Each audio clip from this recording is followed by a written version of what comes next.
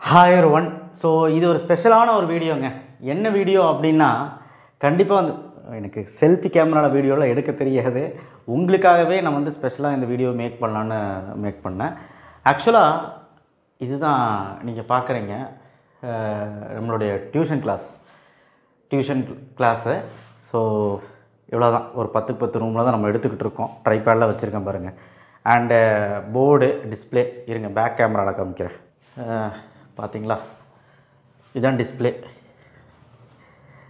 First இந்த போர்டில் எழுதிட்டு இருந்தேன். இந்த போர்டில் இப்போ டிஃப்ரென்ஷியல் ஃபார்முலா எழுதி வச்சுருக்கிறேன் பாருங்கள். இப்போ இந்த போர்டில் தான் நடத்திட்டு இருக்கிறேன். ஹைடெக்காக மாறியாச்சு. எல்லாம் உங்களோட ஆசீர்வாதம் தான். கண்டிப்பாக உங்கள் ஆசீர்வாதம் இருந்தால் எல்லாமே ஜெயிக்கும். இப்போ தான் ஏசியெல்லாம் வாங்கி போட்டேன் வெயில் காலத்தில். அந்த ஒரு டியூஷனுக்கு, குழந்தைங்களுக்கு படிக்கிறதுக்கு ஒரு 2 ரூமில் டியூஷன். சரி, ஓகே, இது எதுக்கு சார் இந்த வீடியோ, என்னமோ உளறிட்டு இருக்கீங்க வீடியோவில் அப்படின்னு நினச்சிருக்கலாம். ஆக்சுவலாக என்ன அப்படின்னா, பார்த்திங்களா, இங்கெல்லாம் மாணவர்கள் உட்காருவாங்க. ஆக்சுவலாக என்னென்னா, இது எதுக்கு இந்த ரொம்ப ஒரு முக்கியமான வீடியோ. என்னுடைய மார்க்கை பற்றி பேச போகிறோம். அது எதுக்கு சார் உங்கள் மார்க்கை பற்றி நாங்கள் தெரிஞ்சுக்கணும் அப்படின்னு கேட்டால், இந்த மார்க்கு ஒரு இன்ஸ்பயராக எடுத்தாலும் சரி, இல்லை கேவலப்படுத்தினாலும் சரி, இல்லை வந்து இந்த மாதிரி ஒரு மார்க்கை நம்ம எடுத்துடக்கூடாதுன்னு ஒரு உதாரணமாக எடுத்தாலும் சரி, சரிங்களா, எப்படி வேணாலும் எடுத்துக்கோங்க. ஸோ உங்களுடைய பப்ளிக் எக்ஸாமில் 10th 11th 12th யாராக இருந்தாலும், ஏன்னா 10th மார்க்கும் சொல்ல போகிறேன், 11th மார்க்கும் சொல்ல போகிறேன், வித் ப்ரூஃபு 12th மார்க்கும் சொல்ல போகிறேன், சரிங்களா. ஸோ இது எல்லாமே வந்து பார்த்திங்கன்னா வித் ப்ரூஃப் மார்க் ஷீட் வச்சுருக்கிறேன். அதை அப்படியே உங்கள்கிட்ட காட்டுறேன். உண்மையை நான் சொல்லிடுறேன். ஏன்னா இது 3லேயுமே ஒரு கேவலமான மார்க்காக நல்ல மார்க்காக நீங்கள் சொல்லுங்கள். ஆக்சுவலாக நீங்கள் அந்த மாதிரி மார்க் எடுக்கணுமா இல்லை எடுக்கக்கூடாதா, லோவஸ்ட்டு மார்க்கா இல்லை ஹையஸ்ட்டு மார்க்கான்னு பொறுத்து தானே.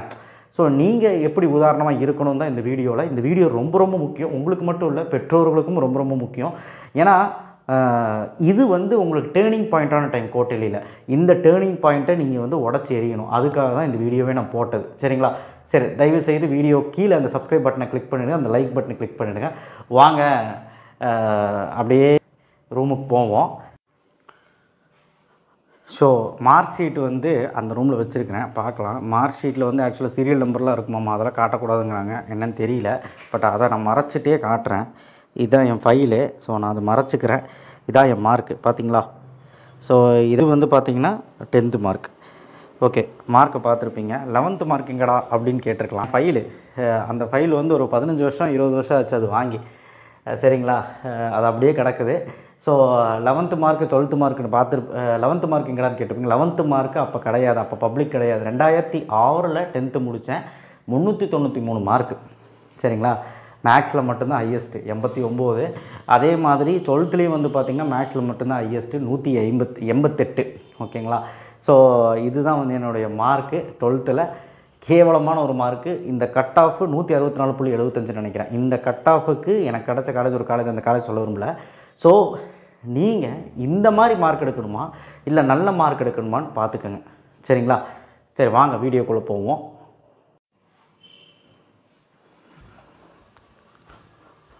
ஸோ என்னுடைய 10th மார்க்கும் பார்த்துருப்பீங்க, 12th மார்க்கும் பார்த்துருப்பீங்க. 10th மார்க்கில் பெரிய அளவில் இம்பேக்ட் இல்லை. ஏன்னா லாஸ்ட் மினிட் ஃபஸ்ட்லேருந்தே படித்து நாலேஜெலாம் படித்து மனப்பாடம் பண்ணி எடுத்தது, புரிஞ்சு படிக்காமல். 11th தான் ஓரளவுக்கு புரிஞ்சு படித்தேன். பட் 11லேயுமே வந்து பார்த்திங்கன்னா அவ்வளோ இம்பேக்ட் கிடையாது. லாஸ்ட்டில் ஃபெயில் ஆக வேண்டியது. எல்லா எக்ஸாம்லேயும் நான் வந்து ஒழுக்கமாகவே எழுதலை. தமிழ் இங்கிலீஷ் நல்லா பண்ணேன் ஓரளவுக்கு. மேக்ஸ் எல்லாம் பார்த்திங்கன்னா ஜஸ்ட் பாஸ் தான் ஆவன்னு நினச்சி எழுதிட்டு வந்தேன். அதே மாதிரி ஜஸ்ட் பாஸ் தான் இருக்கேன். பட் ரிசல்ட் அப்போல்லாம் வராது. அப்போ வந்து பாஸுங்கிற மாதிரி தான் போடுவாங்க, ஒரு டிஸ்பிளே மாதிரி ஸ்கூலில் போட்டுருவாங்க, அவ்வளோதான். தவிர ரிசல்ட் வராது. ஏன்னா அப்போ பப்ளிக் கிடையாது. 2007 11th முடித்தேன். 2008 12th முடித்தேன். ஸோ இந்த 12th வந்து மார்க்கு வந்து மேக்ஸில் ஏன் அதிகமாக காரணம் வந்து மேக்ஸோட உழைப்பு. மேக்ஸ் வந்து டெய்லியுமே போடுவேன், 1 ஹவராவது போடுவேன். அண்ட் லாஸ்ட்டில் ஒரு 40 டெஸ்ட் எழுதியிருப்பேன். அதாவது தான் உங்கள்கிட்ட சொல்கிறேன், டெஸ்ட்டு மட்டும் மேக்ஸில் நிறைய எழுதுனா மட்டும்தான் உங்களுக்கு இதாகும். அண்ட் மேக்ஸை பொறுத்த வரைக்கும் நீங்கள் துல்லியமாக போட்டு பார்க்கணும், சரிங்களா. என்னைய மாதிரி மார்க் எடுக்கணுமா இல்லை என்னை விட அதிகமாக இருக்கணுமான்னு இப்போ மேட்ரு கிடையாது. 158 மார்க்குங்கிறது மார்க்கே கிடையாது. 200க்கு 200 எடுக்கணும் நீங்கள்.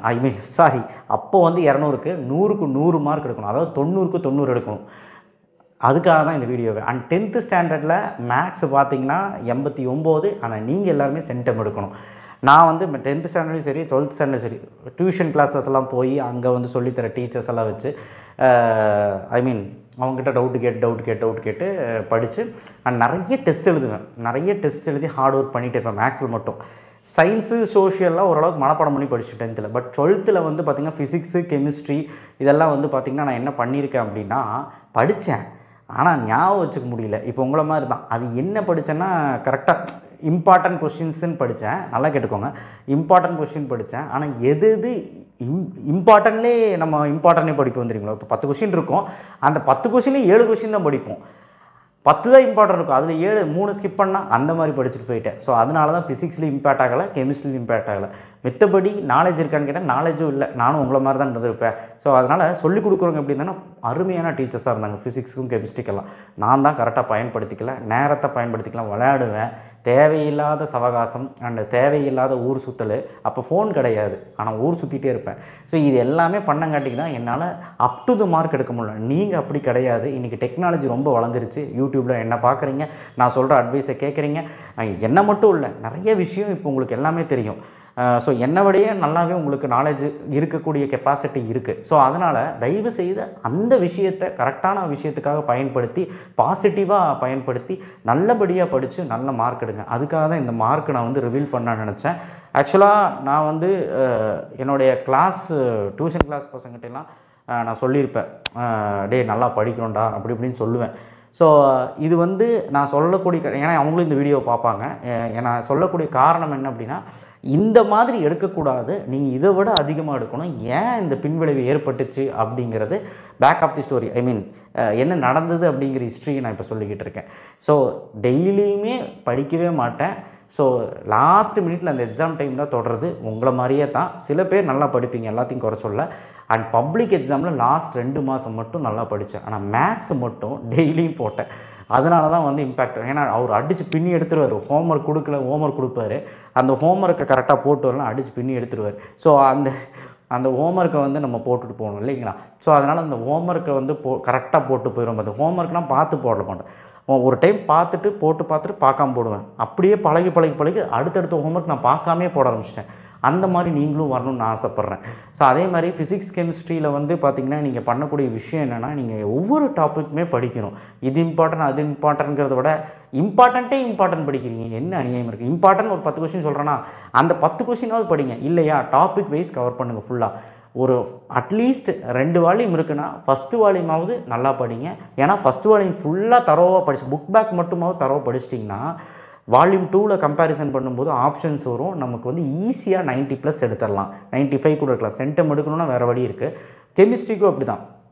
ஃபஸ்ட் வால்யூம் மட்டும் நல்லா படிச்சுட்டு செகண்ட் வால்யூம் வந்து 8, 9, 10 நல்லா படிச்சுக்கோங்க. 11, 12, 13, 14, 14, 15 நல்லா படிச்சுக்கோங்க. தியரி தான். ஆனால் 11, 12, 13 மட்டும் நேமிங் ரியாக்ஷன் மெக்கானிசமாவது அட்லீஸ்ட் அப் டு த மார்க்குக்கு எழுதி பாருங்கள். ஏன் நான் சொல்கிறேன்னா, அந்த லெசன்ஸே விட்டிங்கன்னா உங்களுக்கு பாதிப்பு உண்டாகும். ஸோ இந்த வீடியோ அதுக்காக தான் போட்டேன். ஸோ அண்ட் ஆல்சோ வந்து பார்த்திங்கன்னா என்னுடைய டியூஷன் கிளாஸஸும் பார்த்துருப்பீங்க. இவ்வளோ தான் நான் நீங்கள் ட்ரைபேடும் பார்த்துருப்பீங்க, டிஸ்பிளேவும் பார்த்துருப்பீங்க. இந்த டிஸ்பிளே என்னால் முடிஞ்ச அளவுக்கு இப்போ தான் என்கிட்ட கிடச்சிது. ஸோ கண்டிப்பாக வந்து பார்த்திங்கன்னா அந்த போர்டு தான் எல்லாமே. ஃபஸ்ட்டு அதில் தான் வீடியோ போட்டிருந்தேன். பழைய ஸ்டூடெண்ட்ஸ் பார்த்தாங்கன்னா தெரியும்.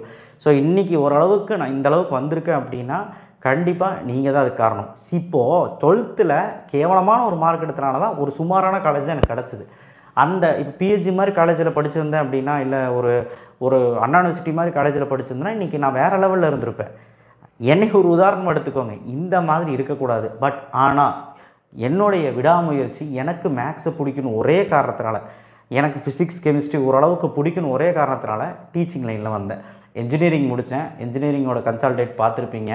ஸோ இன்ஜினியரிங் முடிச்சுட்டு அதுக்கப்புறம் நான் வந்து அப்படியே எடுக்க ஆரம்பித்தேன் தான் டியூஷன் கிளாஸஸ்ஸு.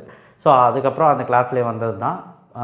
2-3 வருஷம் பாலிடெக்னிக் காலேஜில் ஒர்க் பண்ணியிருக்கேன். அவ்வளோதான், தவிர மித்தபடி எந்த எக்ஸ்பீரியன்ஸும் கிடையாது. உங்களுக்கு வந்து நான் சொல்லி கொடுக்குற அளவுக்கு நான் நாலேஜபிளாக இருக்கேனான்னு கேட்டால் கண்டிப்பாக எனக்கு இருக்குது அப்படின்னு என் பசங்களுக்கு தெரியும். ஏன்னா நான் மோஸ்ட்லி உங்களுக்கு நடத்துனது கிடையாது. ஆனால் சேலஞ்ச் சீரியஸ் யாரெல்லாம் பார்த்தீங்கன்னு தெரில, அதில் தான் நடத்தவே ஆரம்பித்தேன். ஸோ இம்பார்ட்டன்ட் கொஸ்டின் தான் போட்டிருக்கேன். நம்ம சேனல் பொறுத்த வரைக்கும் மோட்டிவேஷனுக்கும் சரி, லைஃபுக்கும் சரி, கரியர் கைடன்ஸும் சரி, உங்களை 12th மார்க் எடுக்க வைக்கிறதுல நான் இருப்பேன் கண்டிப்பாக. என்னெல்லாம் பண்ணணும் பண்ணக்கூடாதுன்னு தான் இப்போ சொல்லிக்கிட்டு இருக்கேன் இந்த லீவில். ஸோ நீங்கள் இப்போது படிக்கணும்னு உட்காந்துருப்பீங்க, படிக்க மாட்டேன்னு உட்காந்துருப்பீங்க. ஸோ அதனால் உங்களுக்கு வந்து இந்த வீடியோ வந்து ஒரு டைம் பாஸாக எடுத்துக்கிட்டாலும் சரி, ஒரு குடும்பத்தோடு பார்க்குறீங்கனாலும் சரி, ஒரே ஒரு விஷயத்தை மட்டும் சொல்லிக்கிறேன். உதாரணமாக நீங்கள் என்ன மாதிரி எடுத்துக்காதீங்க. நல்லா படிக்கணும், நல்லா சாப்பிடணும், நல்லா தண்ணி குடிக்கணும், நல்லா தூங்கணும். ஏன் நான் சொல்கிறேன்னா, நான்லாம் வந்து பார்த்திங்கன்னா வெளியே சுற்றிட்டு வந்து கண்ட நேரத்துக்கு சாப்பிட்றது, கரெக்டான டைமுக்கு சாப்பிட மாட்டேன், கரெக்டான டைமுக்கு தூங்க மாட்டேன், கரெக்டான டைமுக்கு படிக்க மாட்டேன், ஹோம்ஒர்க் பண்ண மாட்டேன். இதெல்லாம் பண்ணாதனால தான் எனக்கு சுமாரான காலேஜ் கிடச்சிது. அந்த காலேஜ்னால எனக்கு பிளேஸ்மெண்ட்டும் வரல. அதுக்கப்புறம் நான் என்ன பண்ணேன், வெளியே வந்து சும்மா தான் இருந்தேன். 2 வருஷம் சும்மா தான் இருந்தேன். ஸோ அதுக்கப்புறம் தான் மெதுவாக சிவாரிஸில் ஏதோ பண்ணி ஒரு பாலிடெக்னிக் காலேஜில் வேலை கிடச்சிது. இப்போ தான் யூடியூப் சேனலாக 2021 தான் நான் சேனல்லே ஸ்டார்ட் பண்ணேன். 2021 இப்போ வரைக்கும் வந்து பார்த்திங்கன்னா சேனல் க்ரோத் ஆனது 2022. 2022 கடைசியில் தான் க்ரோத் ஆச்சு. ஒரு வருஷம் முக்கிட்டு தான் இருந்தேன். இப்போது ஓரளவுக்கு உங்களால் பரவாயில்ல, அவ்வளோதான். இதை வச்சு மாதம் நான் சம்பாரிச்சுக்கிறேன். சம்பாதிக்கிறது ஒன்றும் லட்ச கணக்கெல்லாம் கிடையாது. எனக்கு சாப்பிட்ற அளவுக்கும் என் குடும்பம் சாப்பிட்ற அளவுக்கும் சம்பாரிச்சிருக்கேன், அவ்வளோதான். இதனால் எனக்கு எந்த பெனிஃபிட்டும் கிடையாது. ஆனால் கண்டிப்பாக இந்த சாப்பிட்றது தெரியுங்களா, உங்களை நான் மறப்பேனா?